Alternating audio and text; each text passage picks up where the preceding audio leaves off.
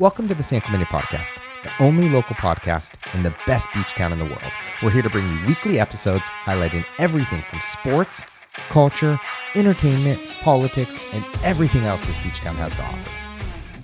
Welcome back to the San Clemente Podcast, the fastest growing podcast in San Clemente, California. I'm your host, Jeff Moore, and I am thrilled to have you here. Joining me today is my incredible co-host and partner, Brian De La Puente. We have a very exciting episode coming to you, a legend in his own right, a longtime San Clemente local, someone that was born at San Clemente Hospital. For a lot of you that may not be familiar with that, there's not many of us left that were actually born at San Clemente Hospital. So someone that fully gets San Clemente, understands San Clemente, and has a very, very deep-rooted story. And so we're very excited to have the one and only Jason Wright on our podcast. Jason, welcome to the show. Thanks, guys. Appreciate it. So we were talking for a while off camera about why we've had Jason on and why we invited him on the show. And the main reason and the main thing we're going to talk about is 1502 South El Camino Real. Many of you know it's a new development in town and in San Clemente, and it's a beautiful property and really an anchor at a intersection of San Clemente and Southwest San Clemente that's being developed. What a lot of you don't know is the backstory to how it came to be. And Jason and his family have owned that property for 50 plus years, and we're going to kind of get into that. So with that being said, Jason, why don't you kick us off a little bit and just share a little bit about the project and a little bit about the story? Yeah, you know, it's interesting. It's one of those projects that's commonly referred to as top tune. You know, you guys, when you think about what's been there, everybody thinks about the dirty, abandoned top tune or the mechanic site and just kind of what it's been over the past recent years. This property is an incredible property that started a long time ago as something far better and just went through a little bit of a hiccup as it needed to kind of be revitalized, if you will. So it's an interesting property. My family actually bought the property back in 1948, 49. So we've owned it since it was dirt, but it didn't start there. I come from a family that I have a grandfather who was born in 1897. He was much older than my grandmother, 28 years, by the way. Married his World War II secretary. You know, whoops. Today it's no big deal, right? But back then it was kind of a big deal, you know. So, you know, he used to come down and travel down one, and he would go on these fishing expeditions and trips and stuff, and so he ended up in San Clemente one day and was like, man, I love it here. I mean, who wouldn't, right? But he's fishing off the end of the pier, and he goes back up to you know, LA area where my family was based. And he came back again for a second trip, and he was just like, I've got to move my family here. It's San Clemente. Mm-hmm. It's just beautiful. So he actually made a trip down here, and he bought his first property in San Clemente, I believe he bought it in 46, and it was 211 Avenida Princesa. Now, a lot of people listening to this podcast might remember what it, or might not remember what it was, but they certainly know what it is today, which it was recently redeveloped, and 2 spec homes were built on it. They both sold in the $5 million range. Yep. Boy, do we feel foolish. Yep. But yeah, so 2 beautiful homes were developed there, but the house that they tore down to build those 2 homes was the house that my grandfather built and my dad was raised in. And it was really incredible because when he came down, he said, well, look, if I want to move my family to San Clemente, I need to have a place that I can call home.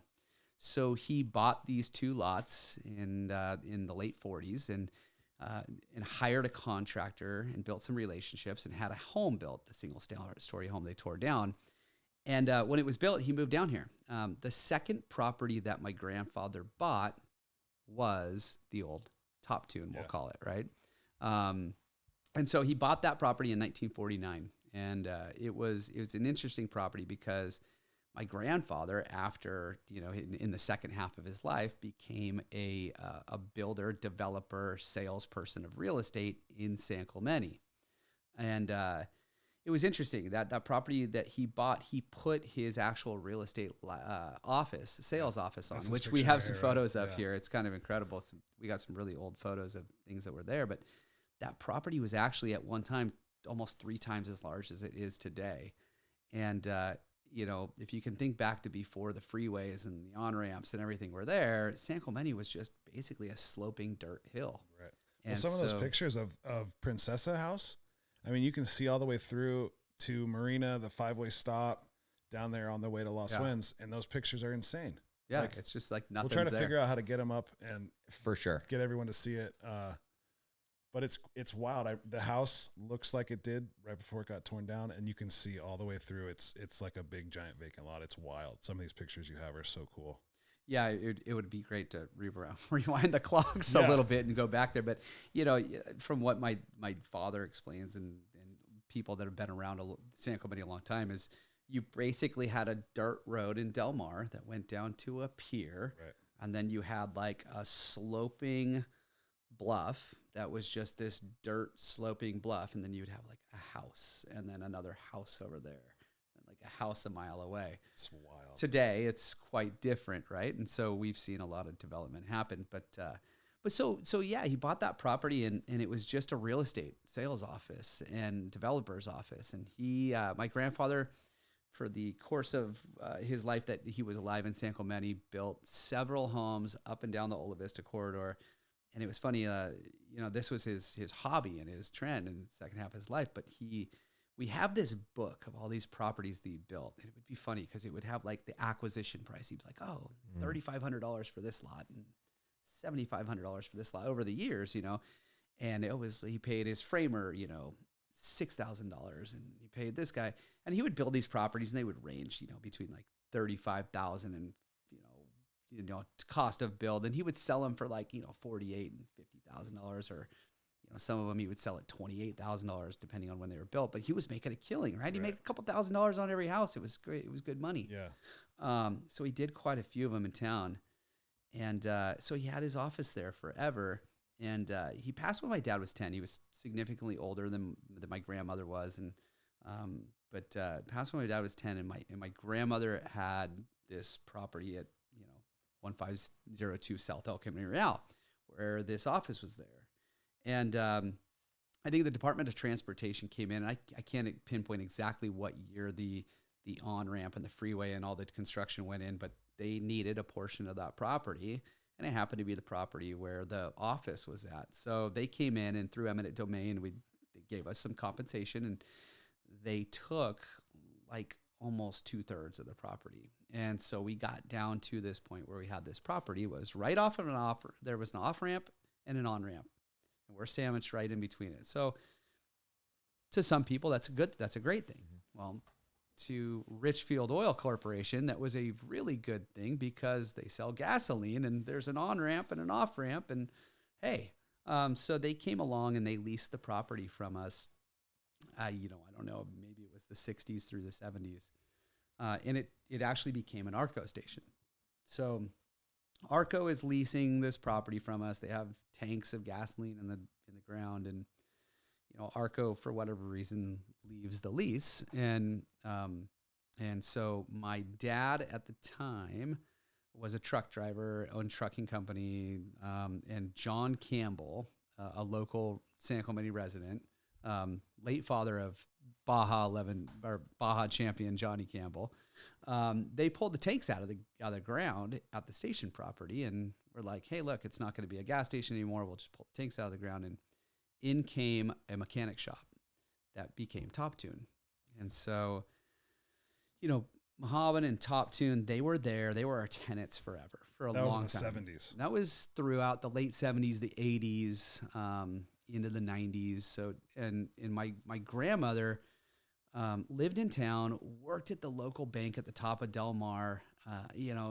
She, around the same time in the 70s, we didn't have any property because my grandfather was buying and selling all the property. So we still had one particular lot in town that was on Palizada, in the 300 block of Palizada.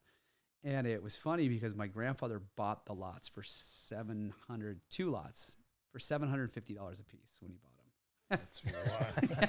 I know. So we $700. 750, but because he bought them a long time before he passed, he just never developed them. So he had these 2 lots. It was 315 and 317 Palisada. And so eventually down the road, my grandmother had a triplex built because it was in that zone and that's where it fit. And she could live in one of the units as a single widowed woman, and she could rent the other 2 out and make an income from it. And she would work at the bank, and everything was golden. So she built that triplex. She lived there, but Muhammad was her tenant, and she still owned the 1502, El Camino Real, and Top Tune was there and paid a nominal rent, and everything was great.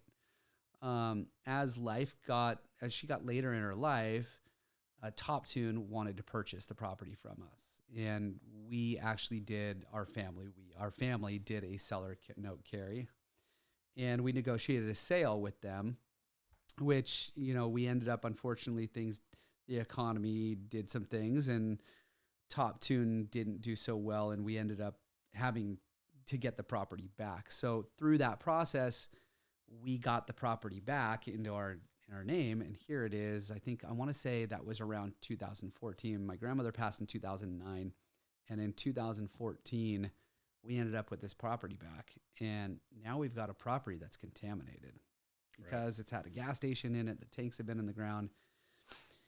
And, my family, my father and my aunt are deciding at this time to move on from some of the properties and the holdings that we have in San Clemente. And we've got this dirty property. And it's like, what do we do with it? That was an interesting time because we got connected with North Star Environmental, who does dirty dirt cleanups on sites. And, there's a lot of these sites in town that are just content. Like you're almost in handcuffs. You can't do anything with them. And so here we are. It's 2014, and we've got to do this long process with all these different regulatory bodies to figure out how are we going to clean the soil so that we can actually sell this property or develop this property. And excuse me, after going back and forth with ARCO and seeing who's going to help chip in on the cost, we were able to get to some sort of agreement with them that they would chip in a certain percentage. And then we used the state water boards to get funding for the cleanup on the other percentage as much as we could, so we could limit our liability, because these are multi-million-dollar cleanups, guys. I mean, it's really expensive to clean soil.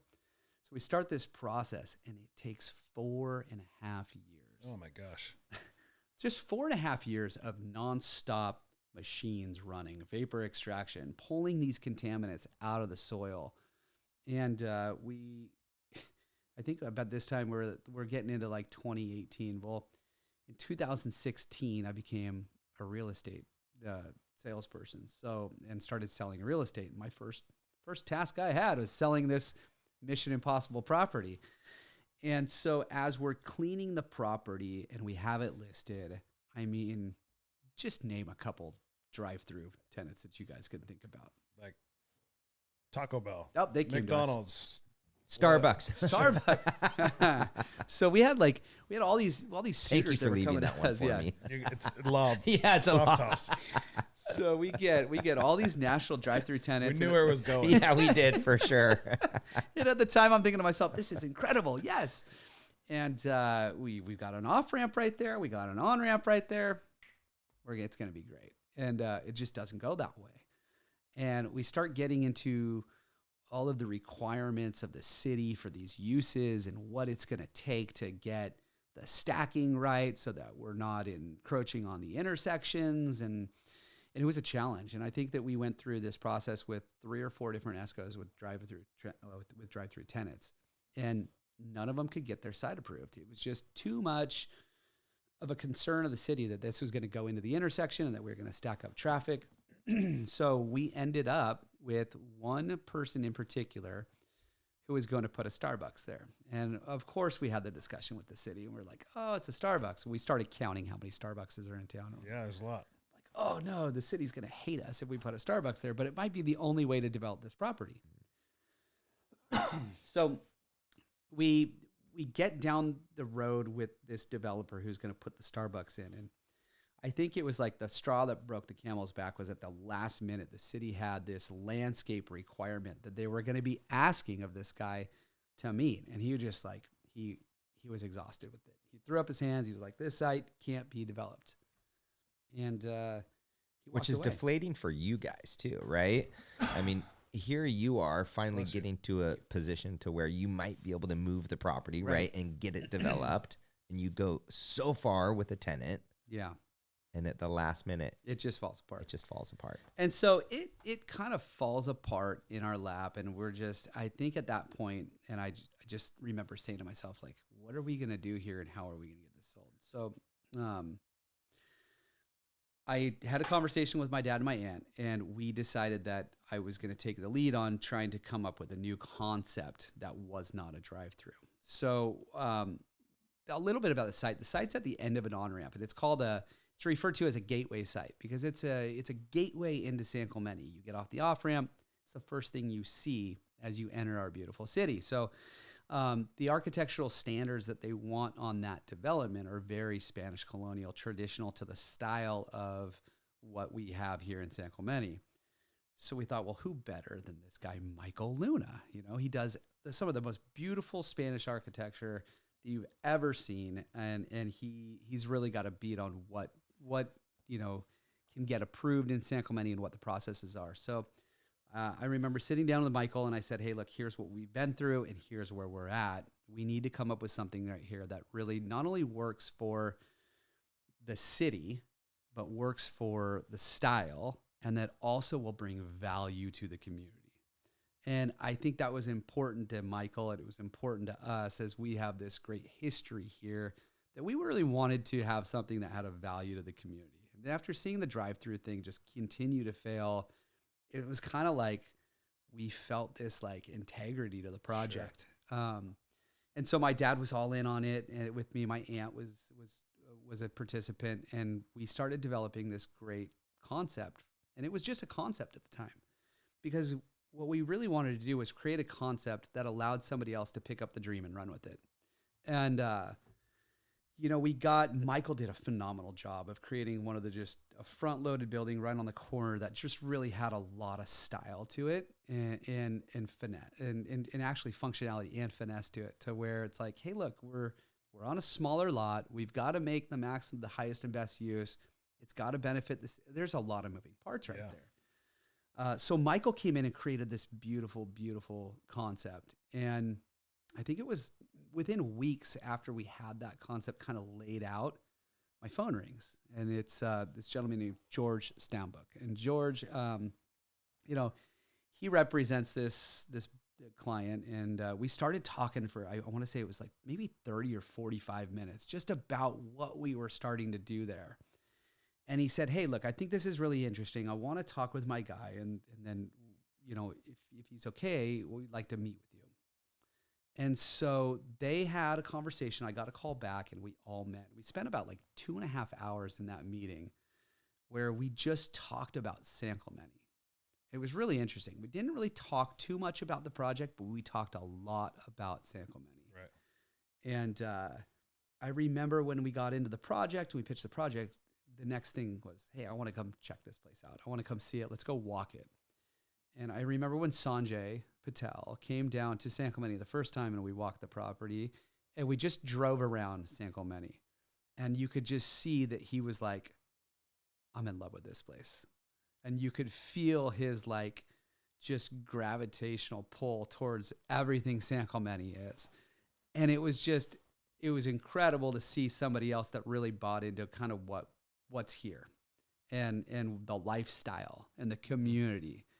And he loved the project enough that we ended up putting it together. We finished our processes with the water boards. We got our no further action letter.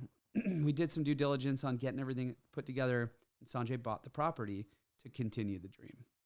That's awesome. I think that was really like everything coming together. Like being that close to having another Starbucks, the 9th or 10th or whatever. And I just being such a long lineage and your roots being so deep in San Clemente, I'm sure you were like, hell yeah. Like this would have been good for our family, whatever. But for the community, and then to have somebody like Sanjay buy in on it. Yeah. Like, Yeah. it's stars lined. Right? Absolutely. How mad would you guys have been? Well, what I find really, really cool is that you were able to stay on the project, and here you are, right? Yeah. Continuing with the dream as well, and still being able to share the story and participate in the deal and add so much value to that team, because a lot of these deals, you sell them, right? Especially as the broker, right? Yep. And you're done, right? Yeah. You're moving on to the next deal, but you took a different approach, which is awesome. Yeah, that was kind of by design from everybody in the team. I think that, so my background, apple doesn't fall too far from the tree, obviously. So I've been a contractor since the early 2000s. I've been landscape, concrete. So I know the construction process, right? And before I sold real estate, that's what I did. And then having the knowledge of just the processes and the construction background and the resale and just kind of everything that goes into this, I stayed on as a consultant as to, hey, you're coming into my backyard. Let me make some connections with you and let me help with this process. And so I was able to work as kind of like on a consultative basis on the entitlement process. And this most of the stuff that I provided the team was before it broke ground, which was probably the most challenging part of this project. If you thought that getting entitled to the drive-through is hard, having a great rendering and a great concept was one thing, but putting it all down to what actually works became the next set of challenges. So what year is this? So Sanjay Patel, the investor for the property, comes in. Is this 2020? I want to say it was about 2020, 2021. Okay. Right? 2021. So he comes in, purchases the property, closes escrow, right. takes over the renderings, starts working with the architect, starts working with you. And then what happens from there? So from there, all of a sudden now we have to go into preparing all the documentation and what we need to go to the city to start getting entitlements on it. We got to go planning. We were not in coastal commission review, but we were in design subcommittee review board. We had to go to a public hearing, and we had some other hurdles. So Michael starts working. I start working with Michael, Luna, and Sanjay and George, and we start going through our process of, okay, this is the architect, here's the engineer we're going to hire, here's all the consultants, and we start reviewing all these contracts, and Michael starts putting all the pieces together with this project. And we start developing all the site plans and then getting through the schematic phase and getting into all the phases that we need to clear before we can go to the planning department. And so we finally get to the planning department and we submit this to design review subcommittee, and we have a pretty good meeting with them, and it worked out well. And there was some conditions that they were talking about in that meeting that we knew that we were going to have before we went to planning commission. And we got through most of the project, and we went to the planning commission. And I remember it was during COVID, so it was 2021. It was during COVID because the planning commission meeting that we had was actually on Zoom. And it was the last planning commission that the five of these planners were together. The five committee members were in the same room, and we actually got a unanimous decision, which or approval, which to us felt really good because we were like, hey, you know what? We're bringing something with a lot of value. They loved the project. So we were pretty happy at the time. We were like, yes, very rare to get a unanimous decision very from rare. planning commission from any of those bodies of government. Right. Very, very, very hard for all of them to get behind it and support it and love what you've presented. So we get that, and we think to ourselves, great, we're good to go. Smooth sailing. Smooth sailing. Time to get some CDs or construction drawings together and really get ready to rock and roll on this thing. Well, there was a condition that we had to get a final approval from Caltrans on the site plan that was approved. And the interesting thing is, because Caltrans and the Department of Transportation run everything along that corridor, especially when you're next to an off-ramp and an on-ramp. Last thing Caltrans, which we're both. Last thing Caltrans wants is something going on your building and your development that's going to impose on an intersection that could hypothetically back traffic up the off-ramp, go onto their freeway, their right-of-way. Create an accident. Yep. And so, or they don't. Yeah. So we have all this going on. Well, the first review of our site plan from Caltrans was basically a hard no. They were like, yep, not going to work, not approved. And you're like, well, what do you mean? Yeah. So they didn't give us too much reason other than the fact that it encroached on the right of way. And so when they said that to us, we said, well, wait a minute, what do you mean the right of way? And so we started really as a team diving into that, and we made request I'm after sorry request. to interject. So here's a new buyer, a new, investor coming in, purchasing this property. You guys go to Caltrans and it's a hard no. Yeah, Project's not going to work. project's not going to work. And by this Imagine time, being the investor that comes in and buys this with the intention of building this new beautiful project, now right? he's got Oh, shoot. something And- landlocked that he can't do anything with. Right. And so here I am. I'm thinking, well, I just sold this to this guy. Absolutely. Yeah. He's gonna hate me. Yeah, Right. for sure. Absolutely. So it kind of, I've always been a solution based guy and not into quitting. So I took this bold move to start just running up the ladder. And so I didn't get the answer I wanted from this guy at Caltrans. So I went to this other department at Caltrans and didn't get the answer I wanted there. And that guy couldn't help me. And I just kept going up and up and up and up. So finally I got a hold of a number for the Sacramento Caltrans office. So I went straight to the head of Department of Transportation in the state capitol. And I called and I left a message on this guy's number. And I got an email back. And it said, hey, I got your voicemail. I wish I had saved the email. I got your voicemail. I'm in this. You want to talk to this guy in this department. So I called that guy in that department, left a voicemail, got a call back. And it just happened to be the guy that was in the right department at Caltrans at the Sacramento level that then put me in touch and stayed on the email. And he wrote an email to District 12 and said, here's what we need to do, and included everybody and CC'd everybody on the email that we needed to be involved in this decision process. Right.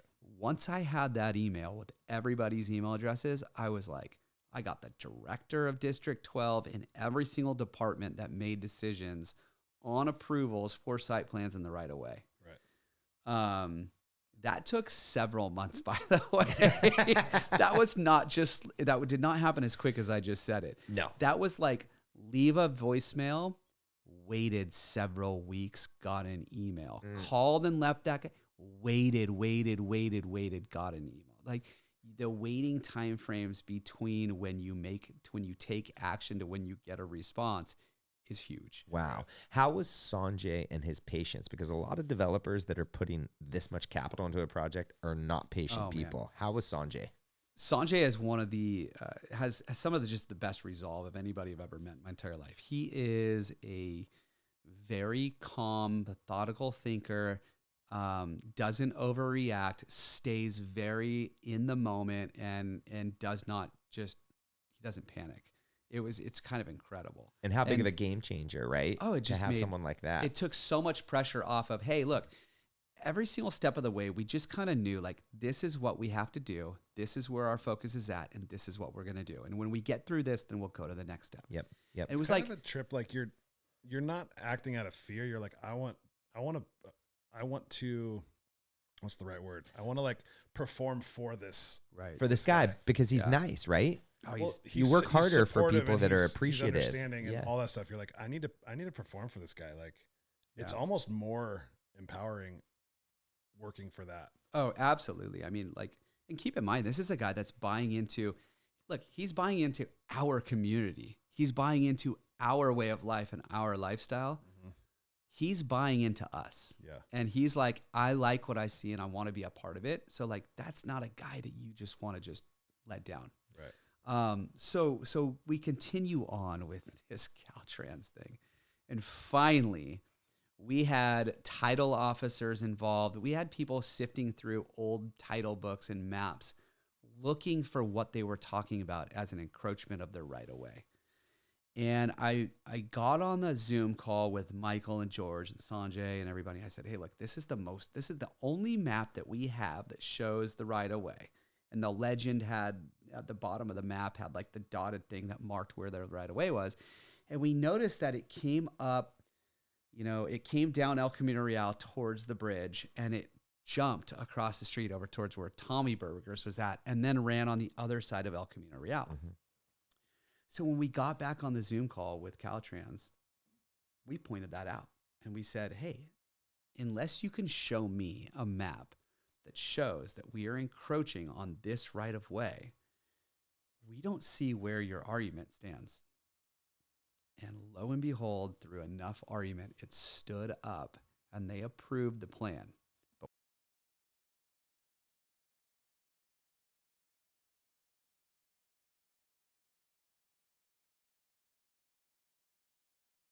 back of the curb cut on El Camino Real in Valencia and the on-ramp back of the curb cut.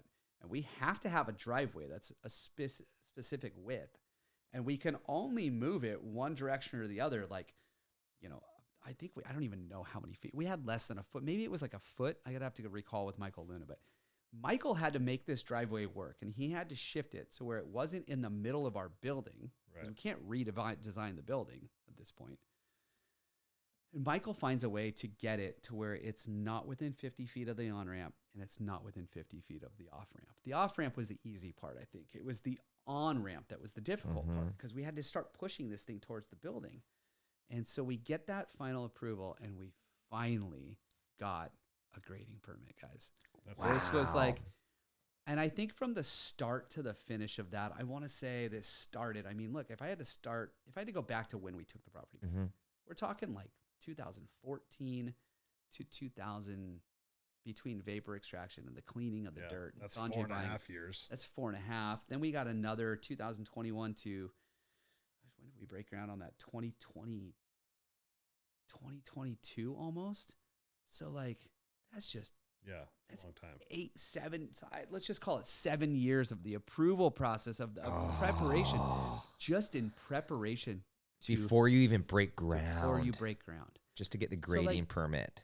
The level of appreciation that we actually have for what we did in those 7 years to be able to now start construction was pretty incredible. Well, talk about the value in that process now where you're at. You're new to real estate. Yeah. And this complex project is one of your first projects, right? Yeah. Like you are those lessons are priceless. Yeah. It really paid dividends to everything that I have in my arsenal as not just like, a contractor and a developer and a consultant, but a salesperson, but just total. I mean, it was it's kind of an accumulation of my body of like the work I've put in my life. And it's by accident, right? It's not like, hey, look, I was a kid. I started out. I loved doing construction work. I got a contractor's license. I did that for a while. And then I got into real estate and I did that. And then I pulled in. So it's like you put everything that you've done in your life together. And it's like this project really kind of ignited all of that. So,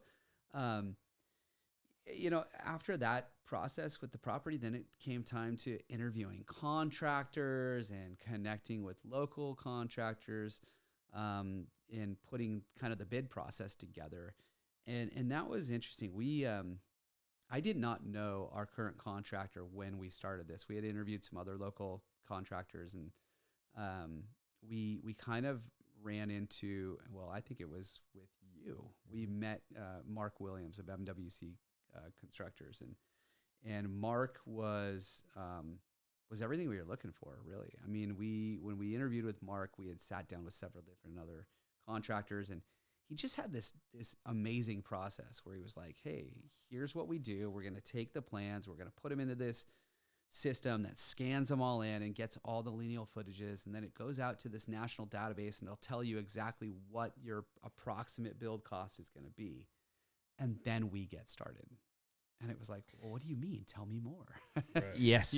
Yeah, no, you're right. It's wild because when I was building Rare Society, that's when we had met, right? Yeah. And as we're even talking through this, it's like bringing back old memories. And you guys had walked through our property. Right. And I remember Sanjay and the team asking, like, what are you guys going to lease it for? Who are you leasing it to, et cetera? Like, they had so many questions around it. But it just goes to show the importance of like what one project can do and how it can lead to the next one. So that's amazing. Yeah. And he's just got a great system. Like Mark's so transparent. And it's just like he'll cost value engineer everything, Sure. You know, he's got this incredible system called Procore, which gives you so much detail on the everyday, day-to-day operations of the build. Everything was transparent. I mean, everything from interviewing subcontractors to showing us like, hey, here's the subcontractor's bids. Here's why we think this is the best one. Here's how we can cost value engineer this. Yeah. It was just like, wow, you know. You really have to have the stars align on those types of projects, because had you got a contractor or a construction company or even an architect that didn't know what they were doing, or that, you know, had turned Sanjay, like everything, you know, goes by the wayside there. Yeah. So. And you know, it's pretty incredible to just have the team have had come together the way it did. For sure. It wasn't like we sought each other out. It was just by accident that we all came together. Which is interesting because during this process, we actually did a couple other projects with Sanjay. Yeah. You know, we had we did the 100 and 130 Avenida Rosa, which is next to the fire station. Yeah. And I think like there were some vacant lots there, and I think everybody had tried to buy those lots because they were perfect for these like condo complexes, and nobody could figure out how to. There's an easement that goes through that. Explain what an easement is, just on a high level. So an easement is, you know, there's a right of passage through the property to another adjacent property that wouldn't otherwise be accessible from their property. So they basically had this easement to get through our property to get to their back parking lot. Mm-hmm. And nobody could really communicate, is all it came down to, with them on what worked. So people would buy it and they'd be like, oh, we're going to do this. And they're like, well, that doesn't work for us. So I think we entered into escrow, and I met with the representative for that property. And I said, hey, can you just like line it out for me? What do you guys need? And it was that simple. Sure. Like, just give me a list of what you need, and let me see if we can go back with our team and make that work. Yep. Because they would have to sign off on whatever you guys ended up doing. Yep. And so again, hey, Michael. Yeah. You know? So we called Michael Luna. We start sitting down and we start brainstorming on what we can get here. And, you know, we came up with a concept where we can actually get them what they need. We're going to beautify your property. We're going to do the back parking lot. We'll put in a rollaway gate for you. We're going to have to move that power pole, but that's just something we'll deal with so that we can get this project going, which was three condominiums there, and they're currently being framed. But it was interesting because we loved that project, and we were getting ready to start that project when I had another client who just happens to be building like needed a family compound. Older, their elderly mom, and then the two sons wanted to have like a place where mom was close, but they all had their own units. It was just like this perfect project. All the stars aligned, and they actually came in and they purchased the entire build, the construction contracts, everything from Sanjay, which was interesting because then we moved into another project, 501 Elena Lane, that we're working on right now. So yeah, there's a lot of moving parts in that, but that's the way that team came together. So it's like we met by accident, and then here we are. We have all these other projects in town that we're able to capitalize on and do together. And amazing projects, adding so much value to the community and to the city of San Clemente. And really, most of the projects with Sanjay are vacant lots, right? They're not like, we're finding the vacant lots and we're putting products on them that really serve the community. So it's kind of neat. And Sanjay's committed to that. He's kind of become a San Clemente resident, even though he's not living here yet. Yeah. So, yep. But Sanjay is incredible. And this property is now built, and it took several years to build it. So, but I mean, when I go to what this property is now, and granted, it's not my family name that owns it, but it is a client of mine that owns it. And it's just incredible that this is legitimately 75 years in the making. Right. We are 2024, and this started in 1948 or 49. That's like, this is a story of a property that's 25 years in the making. And I think that it's important to tell this story because throughout the process, you can watch the social channels and the message boards, and you see people like, oh, that dirty dump, and oh my gosh, that eyesore. And yes, was it all of those things? It was.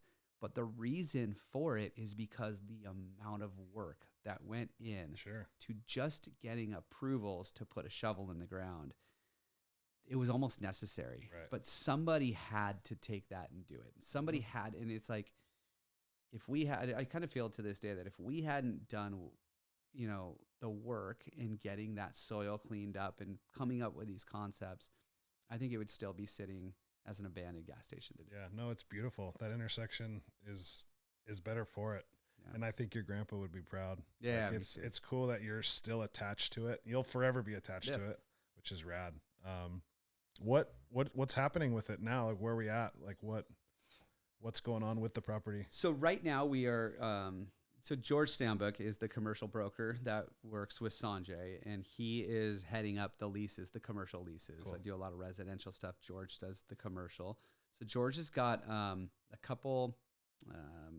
I believe they're finalizing a lease right now with a restaurant tenant for the downstairs, and we have the finalized lease or the somewhat finalized lease for the upstairs unit, which is office space. Guys, it's beautiful up there. It's like ocean view office space.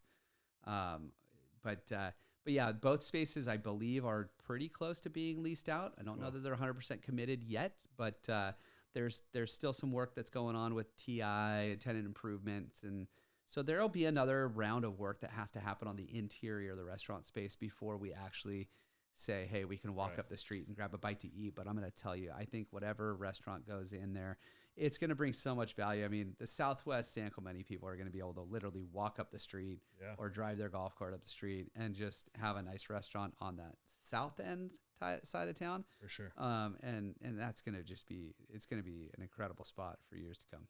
Yeah, I know my parents are down there. They're excited. They're always, what's going in there? Yep. Everyone's, Jeff and I have walked it, and you just see people like looking over the fence. Like everyone's curious, and I just think everyone is invested in the community, and I think it's going to be a great ad. It's going to be a great ad, but it is wild because most people do, right? They just get off the exit and they see an unbelievably beautiful building. They don't realize a lot better than Top Tune. Exactly. But even the Top Tune, to your point, right? People would it's just nostalgic. speculate. But they would speculate it's dirty, it's this, that. They don't know or didn't know the backstory of your grandfather and his dream and him coming here and what had to go through to get to where it's at. It's just it's an amazing story. It really is. Yeah, it's funny too because there's a lot of people in town that maybe they're a little afraid of development or maybe they are anti-development, but it's kind of like I go back to just my family's history. It's like if my family came here. I didn't come here. I came here in 1981, guys. Yeah.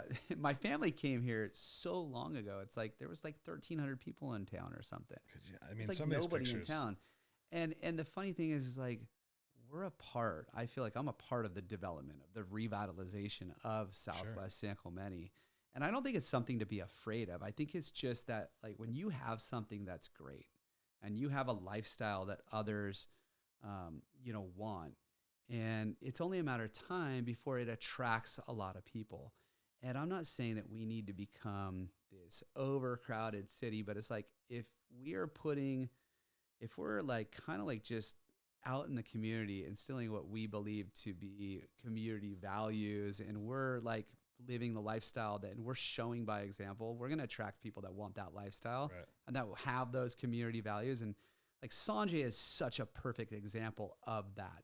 Here's a guy that he's not, a third generation San Clemente guy, but he's coming here and he's developing and he's doing things, but he's attracted to to San Clemente because of the values that we have of this being this quaint, like kind of cool. I mean, it's fishing town in the 50s turning into a surf mecca. And like, it's still a beach town and he's attracted that and he's bringing that value and we've kind of instilled that lifestyle in him, which is kind of neat. So it's awesome. Like we lead by example where we live. Yeah, I love that. And that's why we've, and we've talked about it 1,000 times, like why we've wanted to, do this podcast too, right? We want to influence as much as we can these developments. And to your point, I mean, Sanjay and any developer, right, that you attract to San Clemente, you want them to be in it for the community, not just for the bottom line. Right. And Sanjay is a perfect example of that. Like that is a hard property to get to pencil out, and you have to be willing to take risks. And it might not pencil out for him for several years, but that's how committed he is to this town. He's like, hey, look, eventually I will get my money back and it will become a positive investment. Yep, absolutely. And that's commitment. That's really, really neat. So don't be afraid of development. I was going to say exactly. Keep talking about it because Yeah. it is amazing, right? I mean, it is developing, but in a good way for sure. Yeah. What do you see most? Residential development, commercial development, mixed use? What do you see? So there's a lot of projects in the city queue right now. There are some mixed use plan projects. I think that whole entire corner now on El Camino Real, it's kind of funny. Like we broke ground and then it was like, bam, Tommy Burgers is now going to be redeveloped. And then the guy that owns the property adjacent to us, that is a mixed use zone. Believe it or not, we got kind of, the zoning, whoever wrote the zoning in San Clemente, they cut our building out of the mixed use zone by like 10 feet. Yeah. But that's going to be a mixed-use project that's really similar to the 1010 Santiago, which is across from Ralph's. There is some commercial development in town. And look, anytime commercial comes, usually the residential stuff follows. But in Southwest San Clemente, we're starting to see a lot of development going on. What do you think values are going to do? Home values? Are we going to see them going up and away? I'll give you a hint. I don't see home values coming down. Okay. Don't see home values coming down. I think that we are creating, we have a beach community. There is no more property available on the coast of Orange County. It just doesn't exist. All the developer lots that we saw sold in Crystal Cove, they're all sold out. They're gone as of 2019, I think. The Strand, Crystal Cove, whatever developer land product you could buy is no longer exist. So now if you want to be on the coast, you have to pay a premium for the properties that you want to redevelop. And that is kind of where we see the value. Right. It's value in land, value in property has gone up along the coastline. So as we move forward, the only way to really do anything is to buy something that's older that needs to be revitalized or torn down, unfortunately, and redeveloped. And that's where stuff like my grandfather's house that he built on 211 Princessa. There's not that many of those left. And there's that's really not. No, you can drive around down there and there's a handful, but as far as the double lots go, so like I have a project going on on San Antonio on the Loop in the 200 block, 229 and 231 San Antonio, where we're building 2 brand new spec homes there, and it was on a double lot that was lot divided. So, and that's what you're going to start to see, and that's going to attract people from outside of Orange County to Orange County, and that's going to push values, and values will go up because ultimately what we're seeing in the marketplace right now is that new product sells fast and new product sells at a premium. And I think that these people that are doing these developments understand that, but there's nothing wrong with it. And it brings value to the community because the more the home values around you go up, guess what, guys? The more your value goes up. So. And the other thing we're starting to see too are the development of some hotels. I know there's a couple of those in the queue of San Clemente as well. Yeah, I believe Mark is working on one. So. Yep, exactly. That's awesome. Exactly. Well, next big development, you got to come visit with us and tell us all about it. I love the history of town. Seeing some of these pictures is really cool. And that's what we're trying to do down here is just kind of capture some of these stories and document it. And, we appreciate you coming hang out with us. It's great to meet you and hear your story and keep doing the good work. Absolutely. I appreciate it, guys. Thanks for having me on. Where can people follow you at? You can follow me the best way to follow me is on Instagram, Jason Wright, OCRE.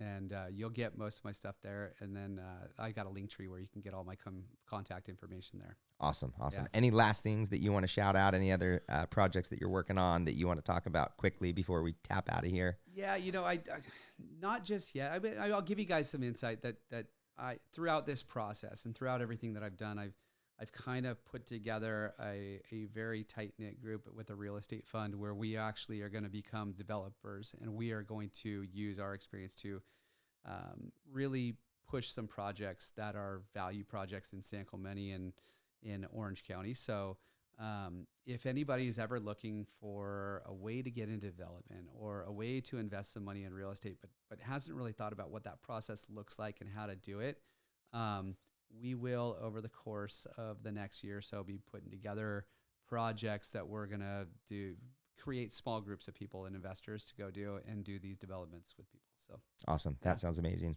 Well, we will link Jason's information down in the description below. Make sure to like, subscribe, share this content, and Thanks again for tuning into another amazing podcast. Thank you for listening in. Join us for another episode next week, coming to you from our studio on Del Mar in downtown San Clemente. Make sure you follow us on Instagram at the San Clemente Podcast and subscribe to us on YouTube and Spotify so you never miss an episode.